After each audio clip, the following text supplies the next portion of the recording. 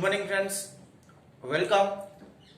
આપણે direct indirect speech નો જે video લેક્ચરની જે શ્રેણી સ્ટાર્ટ કરેલી છે એમાં ડાયરેક્ટ ઇનડાયરેક્ટ નો જે ટોપિક છે એમાં આપણે અલગ અલગ પ્રકારના વાક્યો છે એનું ઇનડાયરેક્ટ સ્પીચમાં રૂપાંતર કેમ કરવું તે આપણે શીખીએ છીએ.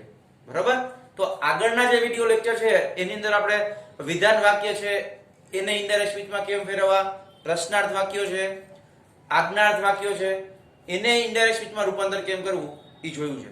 તો આજના વિડિયો લેક્ચરની અંદર આપણે જોવાનું છે ઉદ્ગાર વાક્યો, એક્સક્લેમેટરી સેન્ટેન્સ એટલે કે ઉદ્ગાર વાક્યોનું ઇનડાયરેક્ટ સ્પીચમાં રૂપાંતર. તો આ ચોથો પ્રકાર છે આપણે જોઈએ કે એને ઇનડાયરેક્ટ સ્પીચમાં કેવી રીતે ફેરવવું. તો આવો શરૂઆત કરીએ કે જ્યારે ઉદ્ગાર વાક્ય હોય આપેલું હોય તો એને ઇનડાયરેક્ટ સ્પીચમાં કેવી રીતે ફેરવવું. તો એના માટેના નિયમો છે ધ્યાનમાં લેવાના છે.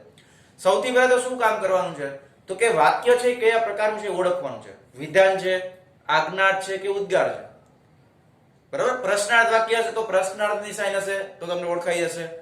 બરાબર? ઉદ્ગાર વાક્ય હશે તો ઉદ્ગારની સાઇન હશે. બરાબર? ઉદ્ગાર નિશાની હશે તો તમને ખબર પડી જશે કે આ ઉદ્ગાર વાક્ય છે. પણ હજી આના પછીનો એક પ્રકાર છે જેમાં આવે છે શુભેચ્છા દર્શક વાક્યો. તો એમાં પણ ઉદ્ગારની નિશાની આવી શકે, ઉદ્ગારની સાઇન આવી શકે. બરાબર? તો આપણે નક્કી કરવાનું કે આ ઉદ્ગાર વાક્ય છે કે શુભેચ્છા દર્શક વાક્ય છે.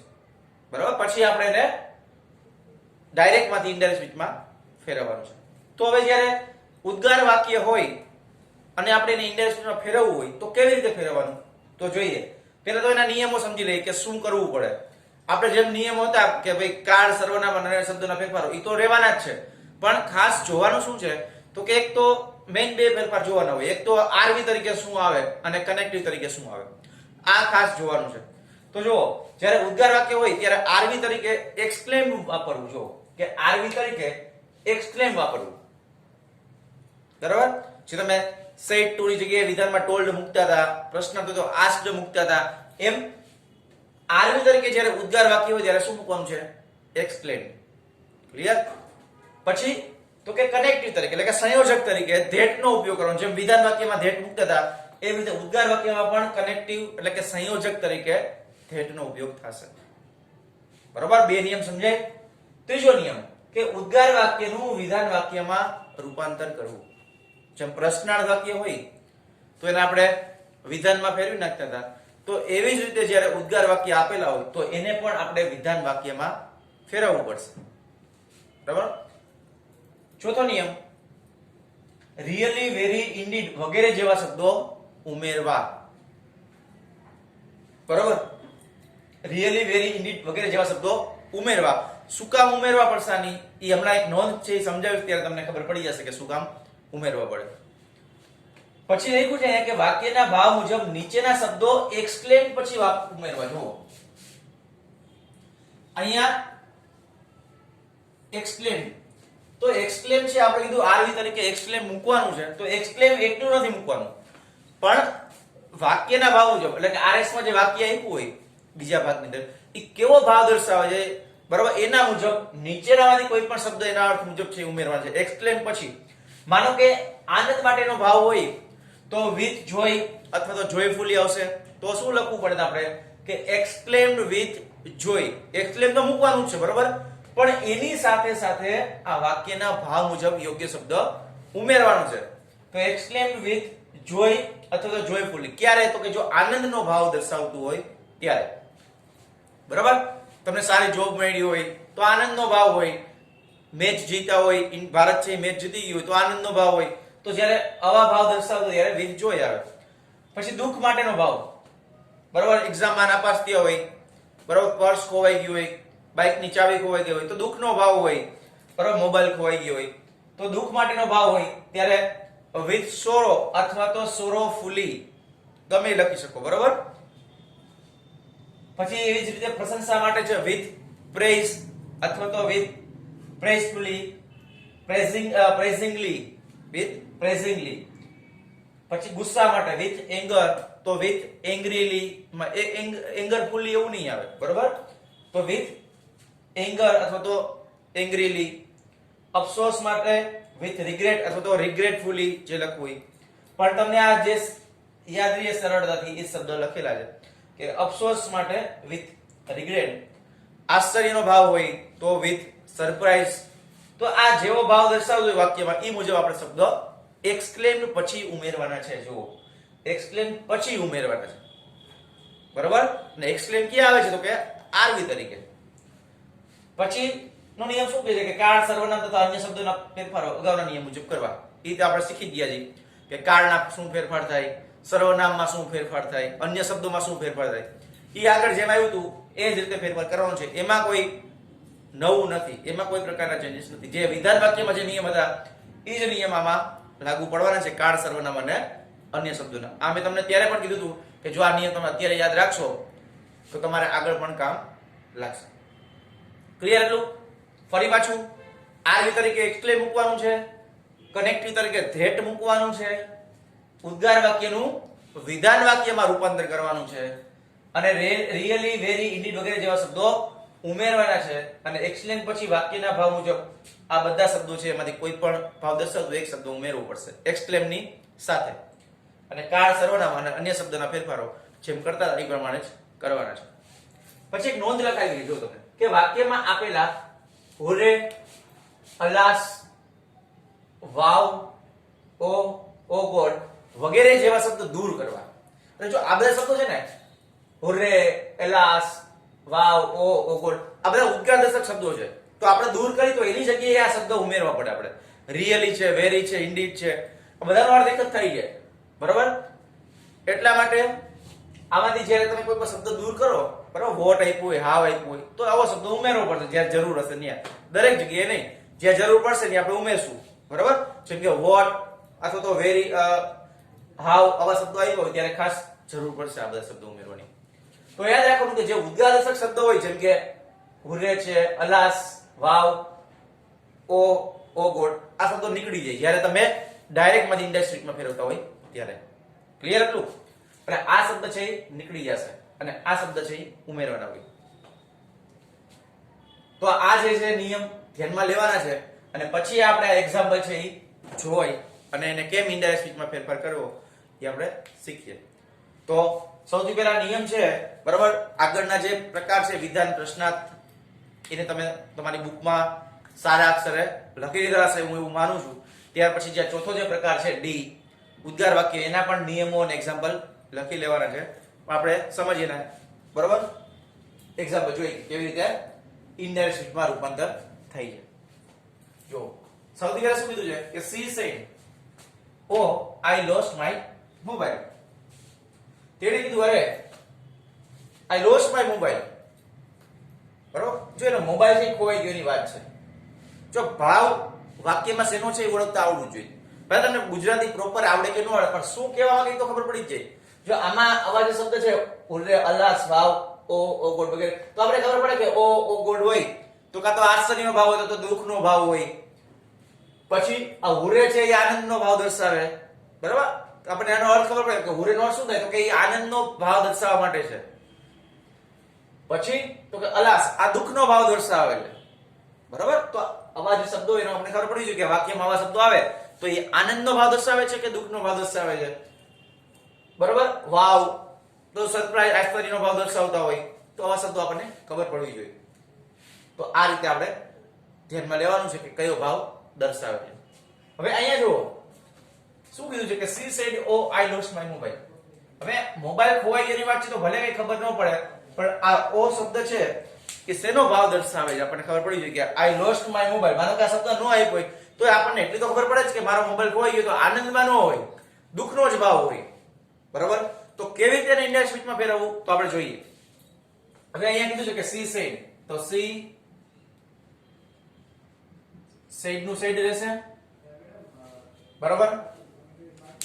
સેડ નું સેડ રહેશે તો કે ના, મેં કીધું તું અહીંયા આરવી તરીકે, ભલે આમાં સાંભળનાર પણ આરવી તરીકે શું મૂકવાનું છે તો કે એક્સક્લેમ વાપરવાનું છે. તો અહીંયા આપણે એક્સક્લેમ્ડ મૂકવું પડે. સી એક્સક્લેમ્ડ, શું લખવું પડે? C exclaimed.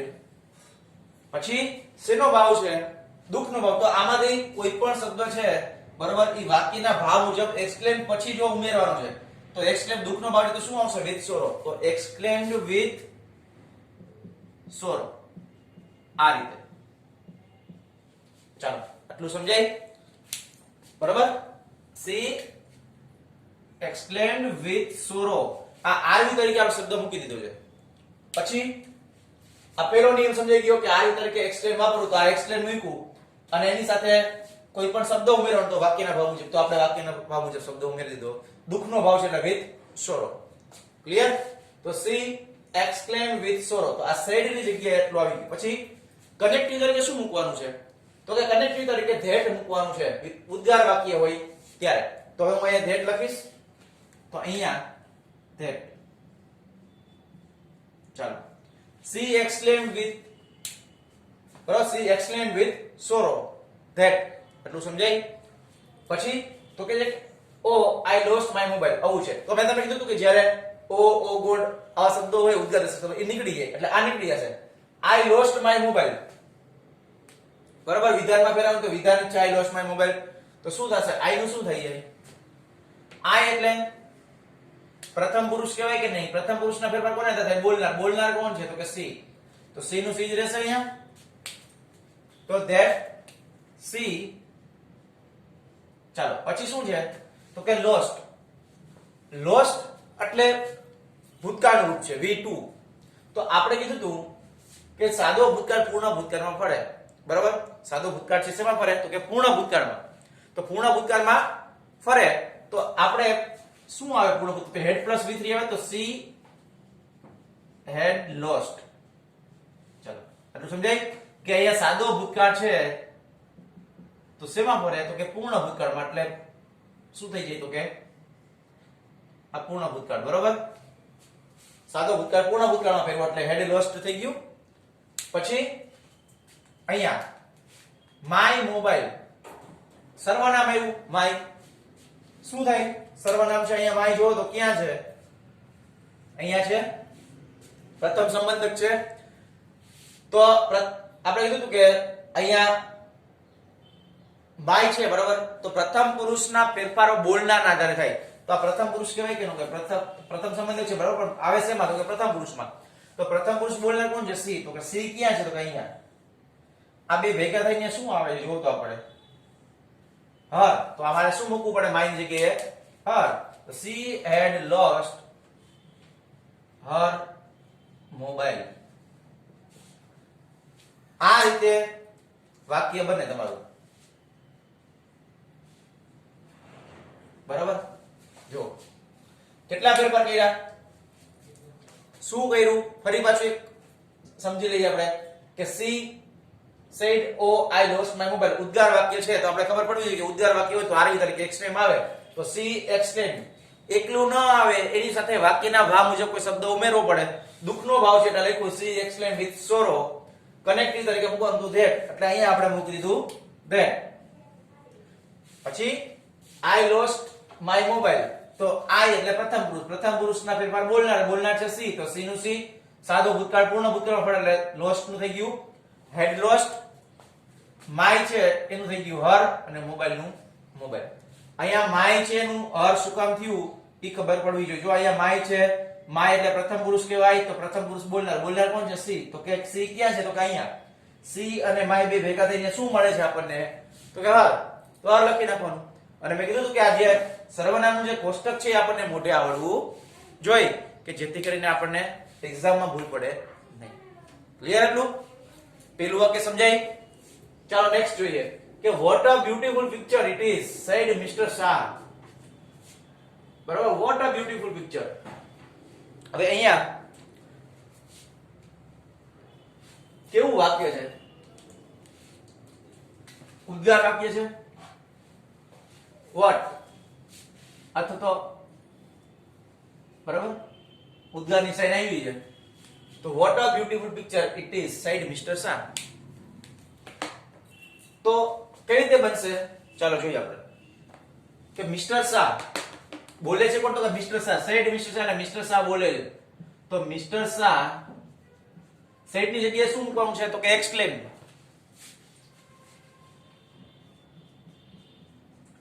See Mr. Shah explained. પછી શેનો ભાવ દર્શાવે છે? જો what a beautiful picture. કેટલું સુંદર ચિત્ર વિચિત્ર છે કઈ તો શેનો ભાવ આશ્ચર્યનો ભાવ દર્શાવે અથવા તો પ્રશંસા કહી શકો પ્રશંસા પણ કરે બરાબર તો પ્રશંસા માટે શબ્દ છે વિથ પ્રેઝ આશ્ચર્ય માટે છે વિથ સરપ્રાઈઝ તો જે લખવું હોય લખી શકો તમે બરાબર એક્સક્લેમ ની સાથે તો mister Shah exclaim with surprise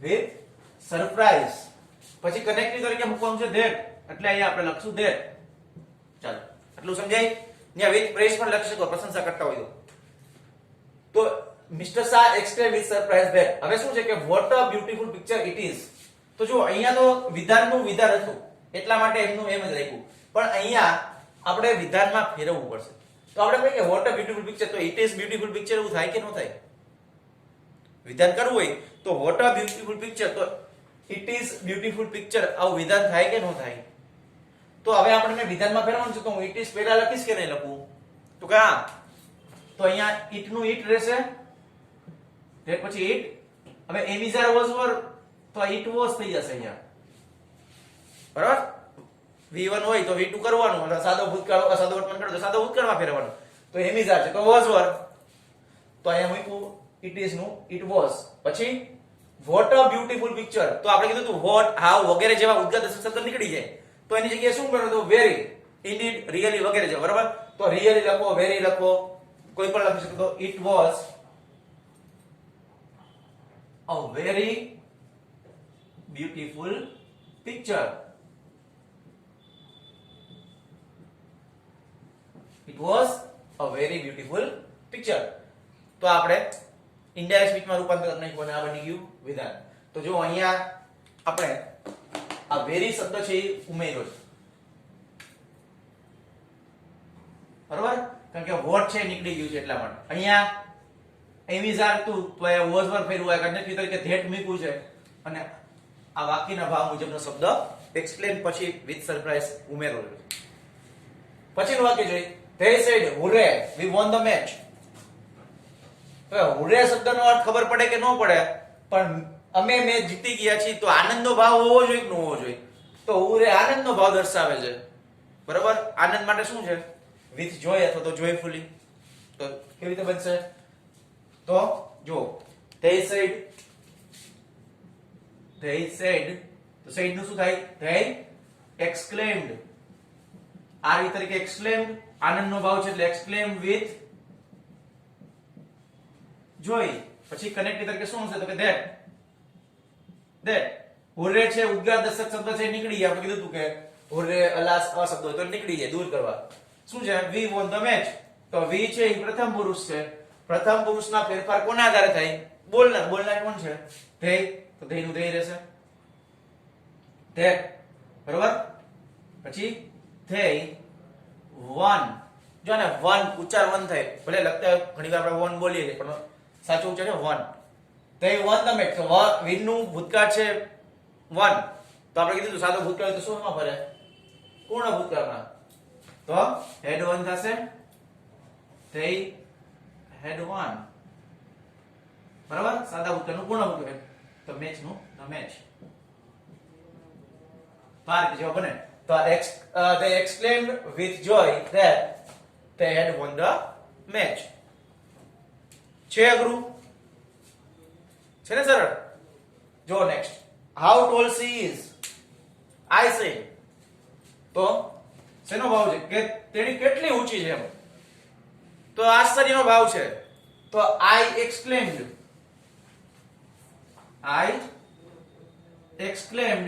with surprise આશ્ચર્યનો ભાવ છે એટલે વિથ સરપ્રાઈઝ કનેક્ટિવ તરીકે શું મૂકશું તો કે that how tall she is જેમ અહીંયા વોટર તો એમાં આવ છે તો she is tall એવું થાય કે ન થાય બરાબર વિધાનમાં ફેરવું તો she is tall તો she નું શું થાય she સર્વનામ છે તો she કયો પુરુષ કહેવાય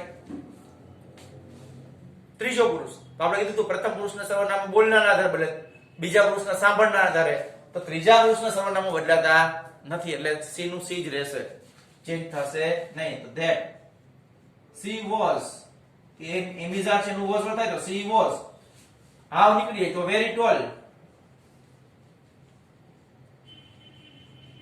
she was a very tall આ જવાબ થઈ ગયો. સમજાય શું કર્યું? તો કે I said હતું તો I exclaim મૂક્યું said ની જગ્યાએ. બરાબર, આશ્ચર્યનો ભાવ છે એટલે exclaim ની સાથે વાક્યના ભાવ મુજબ યોગ્ય શબ્દ ઉમેરવાનો એટલે with surprise ઉમેર્યું. કનેક્ટ તરીકે મૂકવાનું તો that મૂક્યું. she નું she જ રાખ્યું કારણ કે ત્રીજો પુરુષ છે એટલે સર્વનામ બદલાતા નથી એટલે she નું she જ, ઇમિજા નું was એટલે she was, told નું very told. ક્લિયર? તો આ જે ઉદ્ગાર વાક્ય છે એને આપણે ઇનડાયરેક્ટ સ્પીચમાં કેવી રીતે રૂપાંતર કરવું એ આપણે આજના વિડિયો લેક્ચરની અંદર શીખ્યા. બરોબર? તો તમારે ઉદ્ગાર વાક્યો છે એનું હેડિંગ લખી એના નિયમો બરોબર અને એના એક્ઝામ્પલ સારા અક્ષરે તમારી બુકમાં લખી લેવાના છે. ક્લિયર? તો અહીંયા ઉદ્ગાર વાક્ય છે એ પૂરા થઈ છે.